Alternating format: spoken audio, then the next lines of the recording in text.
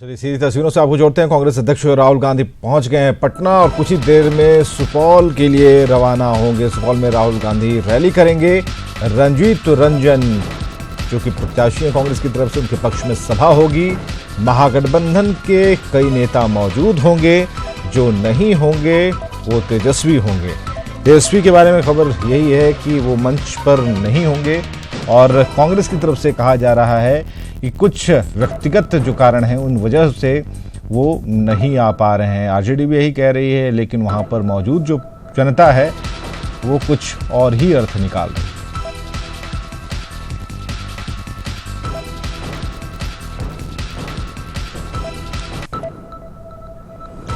Jamui Lok Sabha seat के जमुई विधानसभा इलाके के बूथ संख्या 232 मतदान केंद्र पर आज पुनर्मतदान कराया जा रहा है। 11 अप्रैल को हुए मतदान में यहां ग्रामीणों ने ईवीएम को क्षतिग्रस्त किया था और इसके बाद यहां दोबारा वोटिंग कराई जा रही है। सुबह 7 बजे से वोटिंग हो रही है और वोटिंग को लेकर बेहद उत्साह है। शाम 4 बजे तक यहां पर वोटिंग होगी।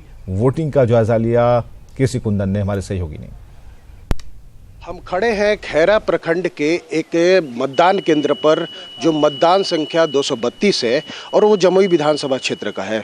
बता दें कि आज यहाँ पर पुनर्मतदान हो रहा है और वोटर की लाइन जैसे कि सुबह से 7 बजे से 4 बजे तक मतदान होना है।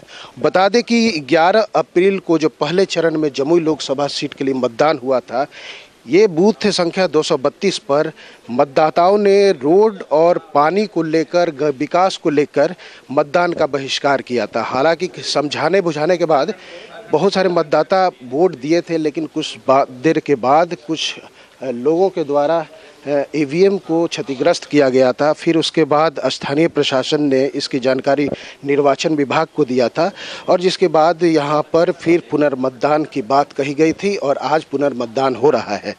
हम यहाँ पर कुछ वोटर हैं जो इनसे पूछेंगे कि आखिर क्यों मान गए लोग वोट देने के लिए और क्या क्या सोचकर फिर वोट दे रहे हैं आप लोग? वोट दे रहे हैं कि उस दिन तो बहिष्कार हुआ था, फिर आज हुआ था। क्या किस बात के लिए? रोड के लिए हुआ था। हाँ। फिर आज वोट दे रहे हैं आप लोग? वोट दे रहे हैं कि आश्वासन मिला था। आश्वासन मिला जी। क्या मिला है आप लोगों को? बोले कि अधिकृत वोट दे दीजिए, हम आप लोग का काम जो है उसको करा देंगे, चुनाव के बाद करा देंगे। आश्वासन हम लोग को मिला है, देखते हैं कि इस पर कितना अमल किया जाता। बहुत बार आए हैं नेता लोग, उनके पार्टी लोग। आज कैसा लग रहा है आप लोगों को? आज तो बढ़िया लग रहा है। कम से कम ये उम्मीद है कि वो लोग आए हैं, हम लोगों के साथ कम से कम 5-10 घंटा बिताएं। रोज आते हैं, 1 घंटा 2 घंटा बिताते हैं, बोलते हैं कि आप लोगों का जो भी गांव में विकास नहीं हो रहा था सब काम को चालू किया जाएगा। कैसा लग रहा है? आज वोट देते हुए बढ़िया लग रहा है। कम से कम ये विश्वास है कि कुछ होगा हमारे गांव में। जैसा कि इन मतदाताओं का कहना है कि अब अच्छा लग रहा है वोट देकर, क्योंकि लोकतंत्र का महापर्व में वोट का मूल्य बहुत ज़्यादा होता है। और देख सकते हैं कि यहाँ पर महिला वोटर भी बड़ी संख्या में है और पहुँच रही हैं मतदान करने को लेकर। अब इन लोगों को उम्मीद है कि इनका गाँव में विकास होगा और साथ ही ये लोग मतदान में भागीदारी आज अपना निभा रहे हैं। केसी कुंदन, न्यूज़ 18, तरीदाबिल, जमुई। टिकट बंटवारे में भूमिहार और ब्राह्मण को सही प्रतिनिधित्व नहीं देने की वजह से नाराज नेताओं को बीजेपी ने मना लिया है। वाल्मीकि नगर से बीजेपी सांसद सतीश चंद्र दुबे और विधान पार्षद सच्चिदानंद राय ने मोर्चा खोला है और इसके अलावा राज्यसभा सांसद डॉक्टर सीपी ठाकुर ने भी इस मामले को हवा दी थी और इसके बाद केंद्रीय नेतृत्व में सभी को दिल्ली तलब किया गया था। लोकसभा चुनाव में टिकट वितरण के बाद बाकी बने पार्टी नेताओं को बनाने में बीजेपी के राष्ट्रीय स्तर से लेकर प्रदेश स्तर तक के बड़े नेता लग गए हैं। निर्दलीय चुनाव लड़ने की घोषणा कर चुके वाल्मीकि नगर के सांसद सतीश चंद्र दुबे और एमएलसी सच्चिदानंद राय को दिल्ली बुलाया गया है, जहां दोनों नेताओं की पार्टी अध्यक्ष अमित शाह से मुलाकात हुई। इनके अलावा राज्यसभा सांसद सीपी ठाकुर को भी दिल्ली तलब किया गया, जिसके बाद उनकी बातें सुनने के बाद आश्वासन देकर चुनाव में होने वाले डैमेज को कंट्रोल किया। पटना पहुंचने पर तीनों नेताओं के साथ बिहार बीजेपी प्रभारी भूपेंद्र यादव ने प्रेस कॉन्फ्रेंस की, जिसमें सब कुछ ठीक होने का दावा किया गया। प्रकार से हमारे तकलीफों का संज्ञान लिया गया और जिस तक आश्वासन मिले हैं, अब मुझे कोई शिकायत नहीं है। मेरा नाराजगी कोई खास नहीं था भी, क्योंकि हम लोग काम करने वाले लोग हैं और पंचायत अध्यक्ष से राजनीति हमने शुरू किया और पार्टी जब जब मुझे चुनाव लड़ाई, मैं चुनाव जीतने का काम किया। लेकिन अब अचानक पार्टी समझौता में उस सिंबल को, उस सीट को दे दिया गया, तो कार्यकर्ता की एक भावना थी। दरअसल टिकट बंटवारे में भूमिहार और ब्राह्मण को सही प्रतिनिधित्व नहीं देने की वजह से ये नेता नाराज बताए जा रहे थे। नेताओं की नाराजगी और उससे होने वाले नुकसान को न सिर्फ बीजेपी के प्रदेश नेतृत्व ने बल्कि शीर्ष नेतृत्व ने भी भांप लिया। डैमेज कंट्रोल की कोशिश शुरू हुई और अब डैमेज कंट्रोल के लिए बड़ा ऐलान कर दिया गया है।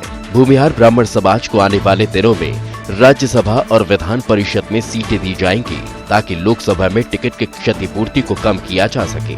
बिहार प्रभारी भूपेंद्र यादव ने कहा कि भूमिहार और ब्राह्मण समाज को उचित प्रतिनिधित्व दिया जाएगा। उन्होंने कहा कि टिकट बंटवारे को लेकर इस समाज के लोग उपेक्षित महसूस कर रहे थे। एक विषय ऐसा आ रहा था कि जो हमारे भूमिहार समाज और ब्राह्मण समाज के जो प्रतिनिधित्व है उसको और पार्टी की तरफ से उचित प्रतिनिधित्व देने के लिए आने वाले समय में राज्यसभा और विधान परिषद में सदन के सदनों में उस प्रतिनिधित्व को पार्टी पूरी तरीके से स्थापित करेगी। इन तीनों के अलावा कई नेता हैं जिन्होंने बगावती रुख अख्तियार किया है। कटिहार से बीजेपी विधान पार्षद अशोक अग्रवाल ने निर्दलीय नामांकन पत्र दाखिल कर दिया था, जिसके बाद प्रदेशाध्यक्ष नित्यानंद राय ने उन्हें किसी तरह मनाया, फिर जाकर उन्होंने नाम वापस लिया। जबकि बांका से निर्दलीय मैदान में उतरी पुतुल कुमारी ने जब पार्टी की अपील को अनसुना कर दिया तो पार्टी ने उन्हें 6 साल के लिए निष्कासित कर दिया। नीलकमल, न्यूज़ 18 पटना। उम्र के 100 बसंत देख चुकी गया कि दादी अम्मा भी लोगों से लोकतंत्र की मजबूती के लिए वोट देने की अपील कर रही हैं। देखिए रिपोर्ट।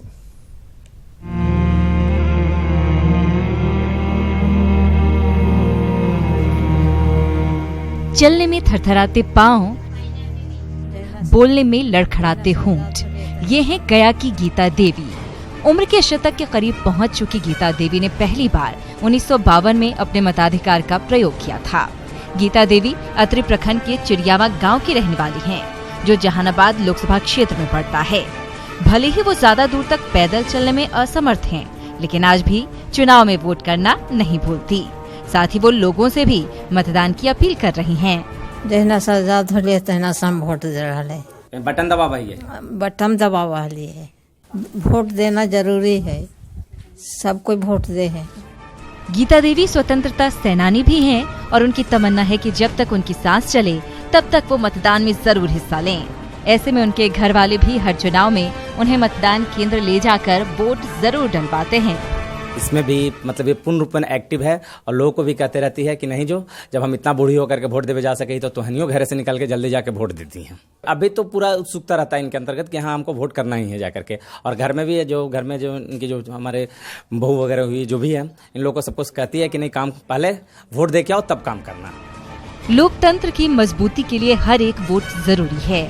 इसे लेकर चुनाव आयोग भी कैंपेन चला रहा है। ऐसे में उम्र के अंतिम पड़ाव में गीता देवी की अपील काबिले तारीफ है। न्यूज़ 18 बिहार के लिए गया से एलन लिली की रिपोर्ट।